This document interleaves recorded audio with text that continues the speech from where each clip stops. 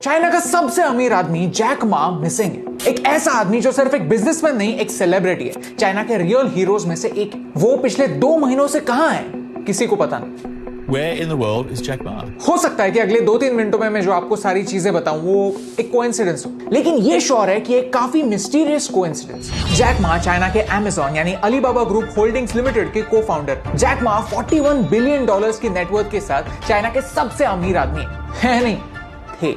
कुछ ही समय पहले उन्हें नंबर 1 रिचेस्ट चाइनीज से डिथ्रोन किया गया। और ये सब कैसे हुआ? चाइना एक ऐसा मिस्टीरियस देश है जो इंटरनेट को भी सेंसर करता है। बाहर की कौन सी इंफॉर्मेशन अंदर आती है और अंदर की कौन सी इंफॉर्मेशन बाहर जाती है, इस पर भी नजर रखता है। और जिस तरह चाइना सोशल मीडिया को सेंसर करता है, आई डोंट नो कि कितने टाइम के लिए ये वीडियो ऑनलाइन होगा। तो इसे ज्यादा से ज्यादा शेयर कीजिए ताकि एक कोइंसिडेंसेस और लोगों तक पहुंच सके, क्योंकि हो सकता है कि ये सिर्फ जैक मा और चाइना के बारे में ना हो सकता है कि इन सारी चीजों का कनेक्शन आप और मुझ जैसे कॉमन लोगों के साथ भी हो। जैक मा इतना बड़ा आदमी जो चाइना के सबसे पावरफुल लोगों में से एक है, दुनिया के लिए चाइना का फेस है। वो पिछले 2 महीनों से किसी के सामने नहीं आया। रीजन क्या हो सकता है? एक हिंट उनके लास्ट पब्लिक अपीयरेंस में 24 अक्टूबर 2020 शंघाई में एक बिजनेस कॉन्फ्रेंस में उन्होंने चाइना के बैंकिंग सिस्टम को जमकर क्रिटिसाइज किया। कहा कि चाइना की मेंटालिटी एंटीक जमाने की, हमें एक मॉडर्न और हेल्दी फाइनेंशियल सिस्टम की जरूरत है। लेकिन चाइना काफी रिस्क अवर्स है जो यंग एंटरप्रेन्योर्स को लोन लेने से रोकती है, और ये आज के जमाने में सही नहीं है। चाइना को बदलने की जरूरत है। एक इंटरव्यू, एक criticism, that's it. Jack Ma की कंपनी पर इन्वेस्टिगेशन शुरू हुआ, एंटी ट्रस्ट एलिगेशंस लगने शुरू हुए। अलीबाबा एक मोनोपोली है, चाइनीज लोगों का अनफेयर एडवांटेज लेती है, ऐसा नैरेटिव फैलने लगा। एंड ग्रुप, जैक मा की फिनटेक कंपनी, दुनिया की सबसे बड़ी आईपीओ शंघाई मार्केट में लॉन्च करने वाली थी। छोटा सा नहीं, $34 बिलियन का आईपीओ। कोरोना वायरस जैसे सिचुएशन में जहां दुनिया की सारी इकोनॉमीज होप के एक छोटे से तिनके को भी छोड़ती नहीं है, वहां चाइना ने इस आईपीओ को कैंसिल कर दिया। एज इफ ये मूव दूसरे कंपनीज के लिए एक मैसेज था कि आप भले कोई भी हो, आप चाइना के सुप्रीम पार्टी के अगेंस्ट एक शब्द भी नहीं बोल सकते। 14 नवंबर जैक मा के खुद के एक अफ्रीकन टैलेंट शो का ग्रैंड फिनाले होने वाला था। Let me tell you, Jack Ma ऐसी पर्सनालिटी है जो हमेशा स्पॉटलाइट में रहते हैं, ग्लोबल लीडर्स से मिलते जुलते हैं। उन्होंने खुद के ही टैलेंट शो का ग्रैंड फिनाले ऐसे ही मिस कर देना थोड़ा सस्पिशियस है। सी, अगर लॉजिकली बोला जाए तो अगर इतना बड़ा इंसान इतनी बड़ी प्रायर कमिटमेंट अगर मिस करता है तो एटलीस्ट एक वीडियो मैसेज तो भेजता है। लेकिन यहां पर पब्लिकली सिर्फ इतना कहा गया कि शेड्यूलिंग इश्यूज से वो यहां नहीं आ। सी, मुझे चाइनीज पॉलिसीज के बारे में इतना कुछ पता नहीं है,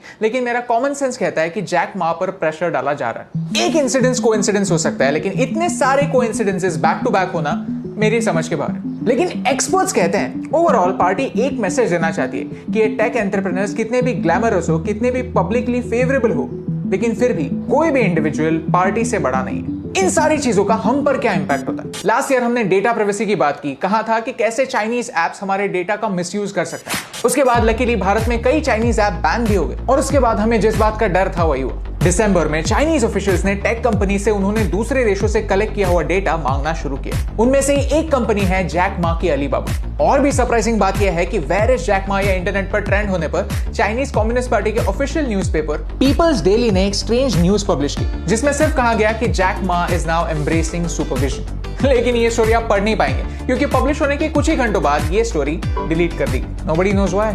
लेकिन सबसे सरप्राइजिंग बात तो मैंने वीडियो के एंड के लिए बचा के रखी थी, और वो ये कि एक वेल नोन चाइनीज पर्सनालिटी गायब होने का ये फर्स्ट इंसिडेंस नहीं है। एक रियल एस्टेट बादशाह चाइना के सुप्रीम लीडर को क्लाउन बुलाता है, कहता है कि कोविड-19 को सही तरीके से हैंडल नहीं किया गया, और फिर गायब हो जाता है। फिर सडनली न्यूज आती है कि 18 साल के लिए उन्हें जेल जाना होगा। वैसे ही वुहान से जर्नलिस्ट गायब होना, ऐसे कई कोइंसिडेंसेस चाइना में होते रहते हैं। ये सच है कि चाइना की कई टेक कंपनीज के बोर्ड ऑफ डायरेक्टर्स पर चाइनीज कम्युनिस्ट पार्टी के मेंबर्स होते हैं, और पार्टी के अगेंस्ट होना तो कोइंसिडेंसेस को बुलावा देने जैसा होता है। सी, हमें सच में नहीं पता कि जैक मा कहां है और उनके साथ क्या हो रहा है, लेकिन अगर इतना पावरफुल इंसान भी चाइना के पॉलिटिक्स के सामने झुकता है, then just think about it. जिन कंपनीज के साथ हम हमारा डेटा इतनी खुशी खुशी शेयर करते हैं, वो भी कैसे झुकती होंगी। और ये सवाल सिंपल है।